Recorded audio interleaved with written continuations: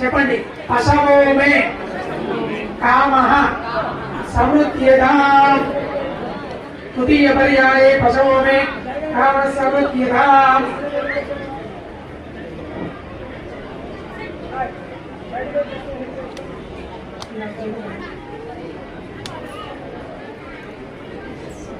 అమ్మ భక్తులందరికీ మనవి, విజ్ఞప్తి, ప్రార్థన. మరి ఇక్కడ తలంబ్రాలు అవుతున్నాయి, వడిబియ్యం కూడా చేశారు. జనాలు చాలా మంది ఉన్నారు కనుక అవి సరిపోక నేను పోయలేదు నువ్వు 2 గింజలు పోసావని కాకుండా మీ అందరి పేరు మీద వీళ్ళే చూపించి వస్తారు. అందరూ నమస్కారం చేసుకొని తర్వాత వచ్చి అక్షరం వేసుకొని వెళ్ళండి. ఎవరు కూడా అనేలా భావించవద్దు. తీసుకోండి, నలుగురు తీసుకోండి. చెప్పండి. బలోమే కామః సమృద్ధ్యత.